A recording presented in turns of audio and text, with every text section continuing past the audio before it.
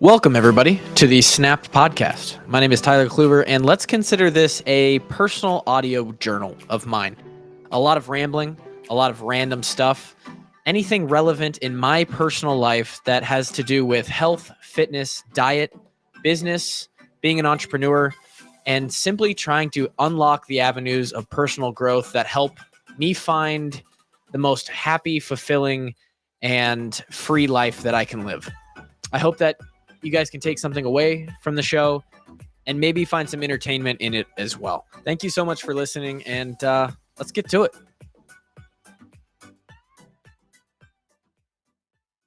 All right, so here we are. Big day today. I'm sitting sort of in the dungeon light right now. Here we are, Snap Podcast. You are, if you are one of the very, very, very few who come across these podcasts or this channel, um, or you decide all of a sudden that you listen on a weekly basis, but you're now going to watch the next 3 episodes. They're all gonna be done in the same sweatshirt. They're all gonna be done on the same day. They're most likely all gonna be done in the same morning. Uh, we are 39 and a half weeks pregnant. My wife is. I'm not pregnant. She is doing most of all of the work, but the baby is coming very, very soon. We this whole pregnancy have sort of expected it to be early. There were a lot of signs that this thing was going to happen before the 40 weeks. We've now almost run it up to that 40-week mark.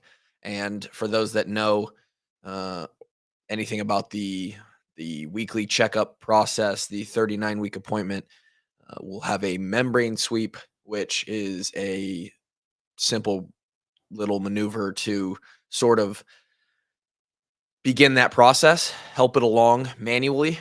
And so the expectation is that either today or tomorrow, or pretty much almost 100% this weekend, the kid will arrive, which means that I, Tyler Kluver, will go from a human being that has only had to worry about myself, realistically, only had to worry about myself, even when you think about a marriage.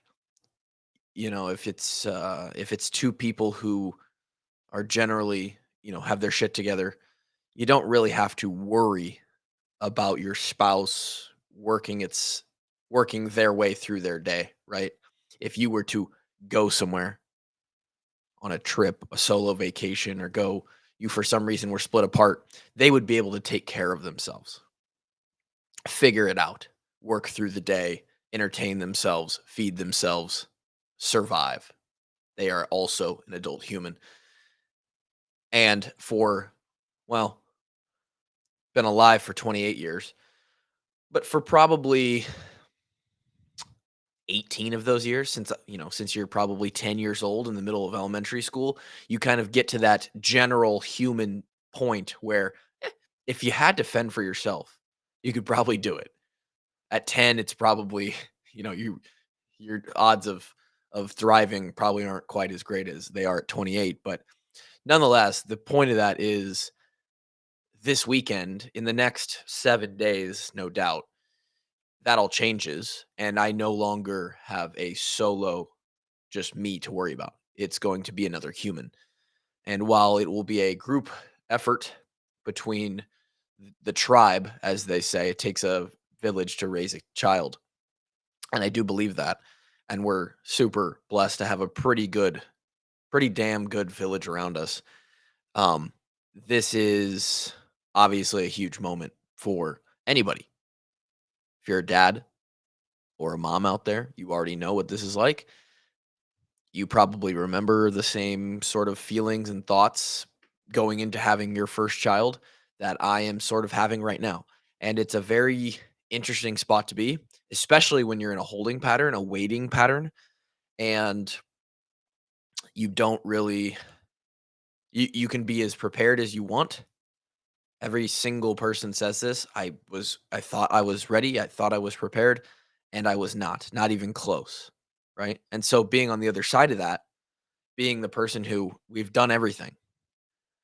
The nursery is ready. We have the crib put together. We have the bassinet in the main bedroom. We've got the dresser and the rocking reclining chair, and we've got the bottles and the formula and everything that can go into it, and you're still not ready. You can't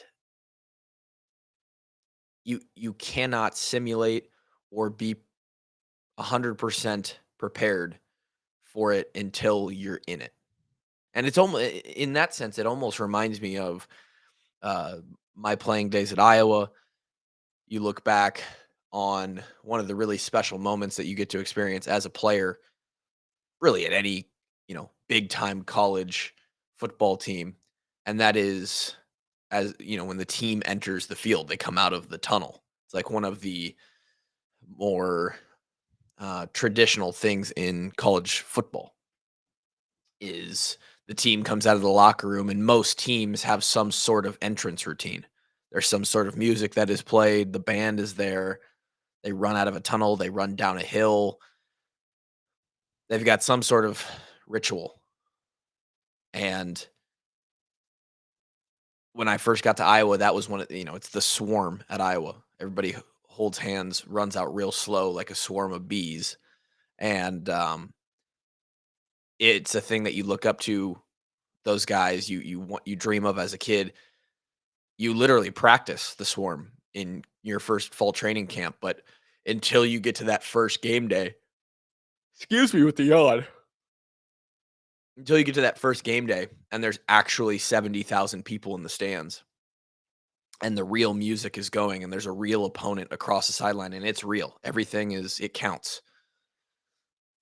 You cannot simulate what your heart rate is like and what the emotions of that are like until you actually do it. So, and that's on a much smaller scale to the involvement that having a child is going to be. Anyway, so this episode right here that you're listening to is going to be just a short top five list off the top of my head of the top five things I'm most excited about as I literally turn from just this dude into a dad.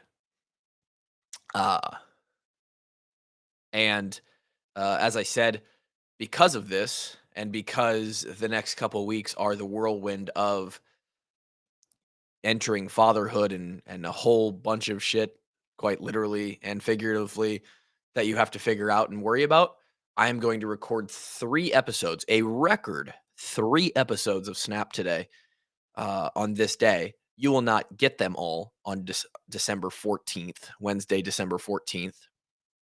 That is when this episode comes out. Next week's episode will be a top 3? Yes. Top 3 Christmas tips for fitness and health, and navigating the holiday, and it really works for, really any holiday, most notably Easter, probably Easter, Thanksgiving, and Christmas. 4th of July might work in there. Any time where you're going to get together, have a much bigger meals, be traveling, spend time with family, stuff like that. Works for vacations as well, but it's a little bit different. So this week, what I'm excited about for being to be a dad. Next week, your top Christmas fitness tips. That's a tongue twister. And then the week after that will be, let's see, the next week will be the 21st, 4 days till Christmas. The week after that will be the 28th. Most people will be off. Um, that will be the last episode of the year. And that will be a yearly recap plus what solo podcasting has taught me in 100 episodes. And I know that by the time we get to that episode, it's going to be like 106 or 107. But we crossed over the 100 episode mark recently. 100 episodes of me talking on this microphone with no guests. Quite honestly, not a lot of outline or structure. And I'm gonna kind of go over what I've learned in the process of that, both through creatively and just thoughts that come to mind with how I've personally evolved. So that's what you're looking at the next 3 weeks. and I'm recording them all today so that I don't have to worry about recording this podcast for the next month or so. Yeah, 3 weeks, I guess. So, the top 5 things that I am looking forward to as I become a dad. Number 1 is the newfound levels of emotion. And some of these are a little bit, um, what's the word? Assumptive? I don't think assumptive is a word. Presumptuous. Some of these are presumptuous based on what I've heard from the vast majority of parents out there, right? So this first one, the newfound levels of emotion, and that's referring to when people say you didn't realize that you could love something so much, right? Or that you and your partner could feel such levels of pride and emotion, that kind of thing, right? The and it's again, this is me assuming and kind of putting words into the air of trying to describe something that I haven't felt yet. But from what I can tell, it the analogy is like when you have a kid, you essentially have it's like you found a key to a previously locked, um, guarded, untraveled path that you've never been able to reach before, almost like a new video game level. And the levels of love and pride and responsibility and maybe even some negative emotions like concern and fear and probably and then past that stress that the baby provides you and all that. There's new levels of all of it, and I'm really looking forward to that. As it just sounds really cool. And even through getting pregnant, right, the news that, hey, we're pregnant, we're going to have a baby, and then as those 9 months have worked their way through, I've been able to sort of notice emotional changes within myself, psychological changes within myself. And that's just gradually over time. And every once in a while, you'll feel something and it's like, oh my God, I'm just so excited. I'm so happy. And I imagine that is times 10, times 100 when the child actually comes out and you're holding them and you're now in charge of them. So that's number one. Number two, and this is a bit of a spoiler because we haven't officially announced it, but if you follow my wife or I really at all, or pick up on subtle hints, is we're having a girl, and I am specifically excited to be a girl dad, and I don't know really how to describe this. I wanted a girl. I would like a girl and a boy, assuming that we have 2 children, which is the current tentative plan, and I wanted a girl for sure more than, uh, it's not that I want a boy less, but for some reason, something inside me, again, can't explain it, just said that I would be a good girl dad and that I really have motivation to be a girl dad. I don't know why, and I know that sounds dumb, and maybe some of you understand, maybe some of you don't, but it just something inside me says that I could be a great girl dad. I had 2 brothers, so we did not have a sister when I was growing up, and maybe that plays into it. Uh, I I think it would be cool to experience both, and now this is gonna be the closest thing to, now I have a other than my wife, I have a female in my life that is of ultra importance. Um, Obviously my mom, but I don't have a daily relationship where I have to take care of my mom, at least not yet. Um, but it's new, right? And um, I'm really excited about it. Obviously, that dad daughter relationship is something that is pretty mainstream. People know about, right? Girl dad type of thing. I don't know. Something about it. I'm excited to be a girl dad. Number 3, having a and this is a bit of a selfish one, but having a creation to mold that is such a that is of such high importance. And this is sort of this sort of dumbs down sort of miracle that is having a child. Um, but when you think of the kid as uh, a responsibility, when you think of the kid as basically a science project in a way, in a comedic way, that's what they are. Um, from day one, well, even from before that, right? How you take care of yourself before you get pregnant, um, and the sort of health that you're in when you conceive certainly plays a role into the genetics that your kid will have. Um, Not all of it. A lot of that is predetermined. How your wife is active and healthy and behaves, eats, exercises during the pregnancy has a direct effect on how the child is going to come out and develop in the womb. And then obviously when they come out, every decision you make is, everything that kid experiences is because of a decision that you made of how they are going to experience it, right? Where they're going to sleep, what they're going to sleep on, what they're going to sleep under, what they're going to sleep in, what they're going to eat, what bottle they're going to drink milk from, breastfeed versus formula, fucking everything.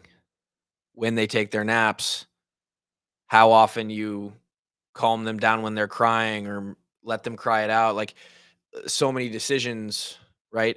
As they get older, how you discipline them, what you teach them, what the values are that you instill in them, right? What you demonstrate to them as important, how you behave, because much of human behavior is monkey see, monkey do. It's literally half you and half your partner, and they are going to take after how you live your life. And so, a human whose success in the world and capability in all things relies on you and the decisions you make. And some people would be scared by that or whatever. It makes me excited because I feel like I'm ready and that I'm a good model um for a kid, my own kid. Uh Number 4, realigning actively realigning with my wife to put our relationship first for the betterment of our family. And this one is kind of deep, right? The facts are the facts. Marriage ends in divorce in, I believe, over 50% of cases in the United States. A wild number. Absolutely wild number, right? 1 in 2 or more than that. Many times, and I think there's a million factors that play into the generality of marriage and why or why not it does not work out or why it does work out. One of the biggest ones is the introduction of kids into the relationship, into the dynamic. That is exactly the situation that my wife and I are in right now, right? We for and in our case, we for the last 16 years have known each other and only each other when it comes to our relationship. We've only had to worry about each other, giving love to each other, showing affection, doing things for each other, evolving together, having experiences together, going places, traveling. And now a third human comes into the picture where very often, and rightfully so, right? Rightfully so, especially in the beginning, it has to work this way. the kid comes first. Most people end up loving their kid or their children, plural, a lot more than they love their spouse. And on one on an evolutionary sense, in a reproductive sense, it makes uh, re- a reproductive level, it makes sense. That is your spawn. That's your offspring. They have your blood. Your partner does not have your blood. Right? They are just as some other human that was from some other family. And but what you created together is directly you.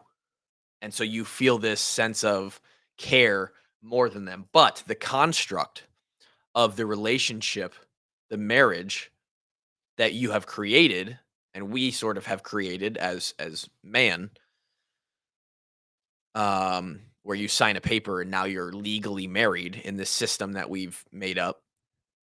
If you want that relationship to thrive, which I think, at least for most people, they would like that relationship to thrive and not end in a divorce,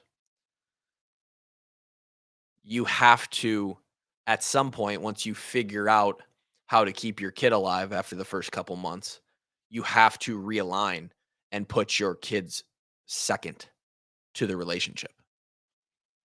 And it's for their benefit. And maybe some people will disagree because the way I describe that so bluntly as putting your kids second and your partner first, some people aren't going to some people are not going to agree.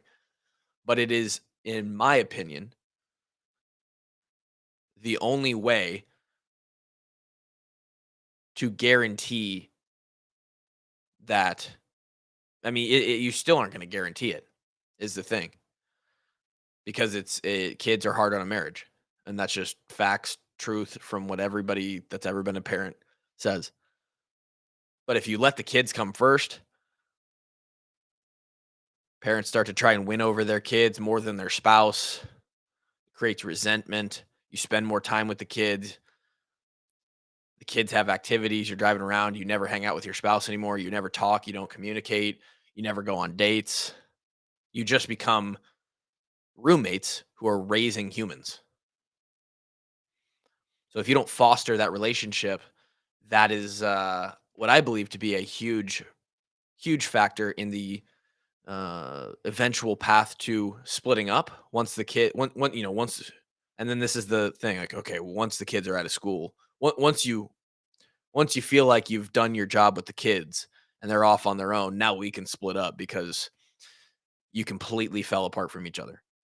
And I think from as soon as you physically and possibly can, you have to put your relationship first. And that's hard. And I think that's why I'm excited about it. You get to relearn, realign, reformat your relationship with now a third component, the child. You get to redate them, figure out who they are as a parent and your spouse at the same time. I'm excited for that challenge. And then personally, selfishly, narcissistically, I am who I am right now. My wife is who she is. Anybody who becomes a parent is and has an identity before they have the kid.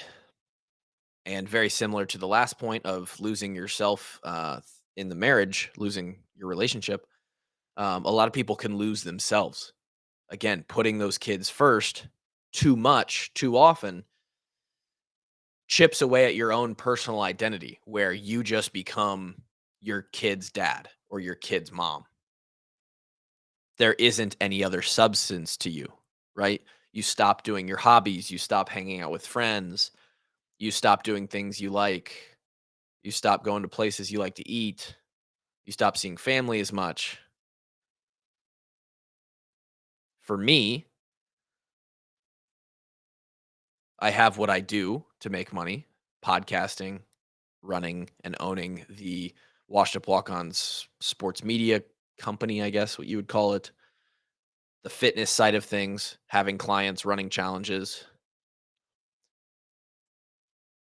That's my career, right? All of those things are not going anywhere when the kid comes. So now how do I balance that? And two, and even more personally important to me is what do I like to do? What are my hobbies? And obviously, fitness, working out is one of those things. Being disciplined in my life with my health is one of those things.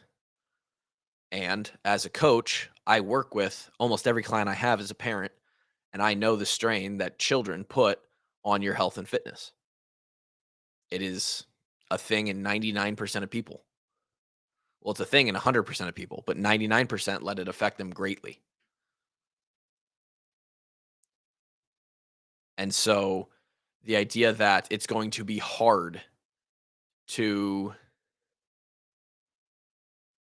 continue, it is going to be more difficult and require more effort for me to maintain a fitness routine and maintain my discipline through eating and diet that it is right now when I don't have a kid to worry about. Just the way it is. And I love, love, love the people who go, "Oh, just wait. Just wait. You won't be able to work out as much like you won't." And of course as much, right? I won't be able to do anything as much. But the the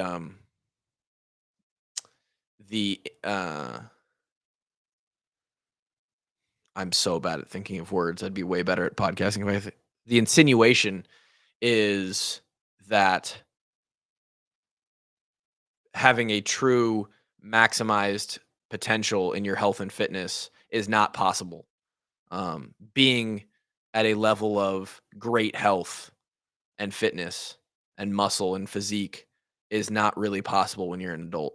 And it's just not true. There's plenty of people that I follow who have tons of kids and families and they work out every day. And sure, they're not winning the Olympia, they're not winning the CrossFit games, although some of them are.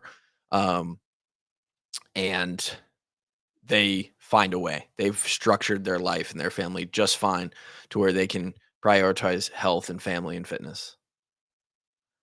And personally, being the guy that I am, I love so much when people say, "Oh, just wait. You won't be able to look like that. You won't be able to work out like that." Okay. All right. You do you, Bubba. I'll be me. So those are the 5 things. New emotion, being a girl dad, having a creation to mold that is of such high importance, realigning with my wife, and the challenge of still being who I am. Those 5 things that come to mind.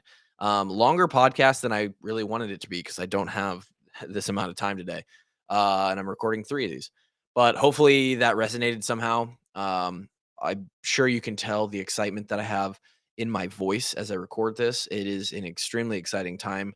Uh, and yeah, after you hear this, by the time you hear the 3 Christmas tips next week on Wednesday, I will probably have the kid and be figuring all that out. So exciting stuff. Thank you guys for joining as always on the Snap podcast. And we will talk to you next week about Christmas tips. Until then, peace.